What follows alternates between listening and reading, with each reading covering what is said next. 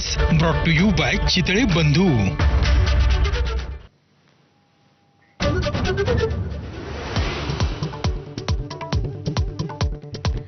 संतोष देशमुख हत्या प्रकरणी धनंजय मुंडे यांचा अखेर राजीनामा, मुंडेंना कार्यमुक्त केल्याची मुख्यमंत्र्यांची घोषणा।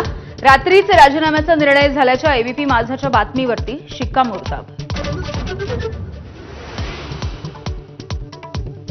राजीनामा द्या नाहीतर राज्यपालांना पत्र लिहून हकालपट्टीच करावी लागेल। राजीनाम्यासाठी टाळाटाळ करणाऱ्या मुंडेंना फडणवीसांची तंबी, सूत्रांची माहिती।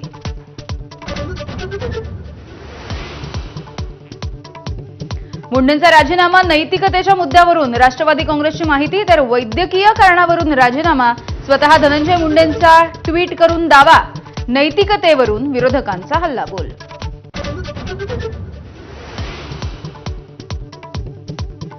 धनंजय मुंडेंच्या राजीनाम्याचं नेमकं खरं कारण तरी काय, तसंच 2 महिन्यांनी अधिवेशनाच्या काळामध्ये या गोष्टी बाहेर कशा आल्या, उद्धव ठाकरेंचा सरकारला सवाल।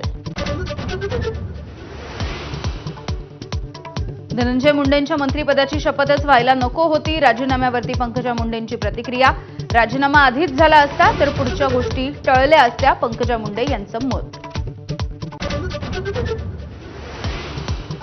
धनंजय मुंडेंच्या राजीनाम्याच्या नंतर छगन भुजबळ यांचं पुनर्वसन होण्याची शक्यता, तर मंत्रिपदासाठी प्रकाश सोळंके, अनिल पाटील, संजय बनसोडे यांचीही नावं चर्चेत।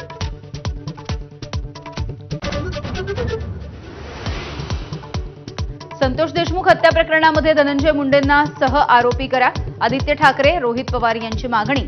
खंडणीची बैठक सातपुडा बंगल्यावरती झाली होती, सुरेश धस यांचा आरोप।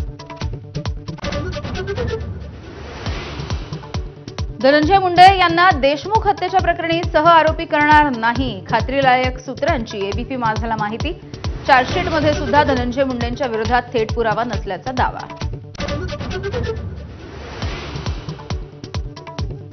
धनंजय मुंडेंची आमदारकी रद्द केल्याशिवाय गप्प बसणार नाही, अंजली दमानी यांचं आव्हान। तर हा राजीनामा नाही, ही तर हकालपट्टी, करुणा मुंडेंचा हल्लाबोल।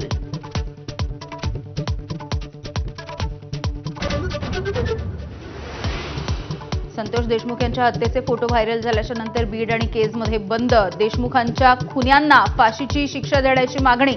शिंदेंच्या शिवसेनेकडून ठाणे आणि पुण्यामध्ये आंदोलनं।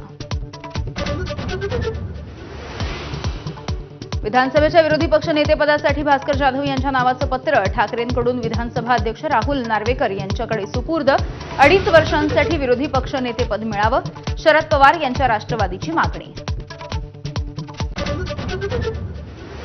औरंगजेबाचं उदात्तीकरण करणारं वक्तव्य अबू आझमी यांना भोवण्याची शक्यता, निलंबनाच्या कारवाईची मागणी।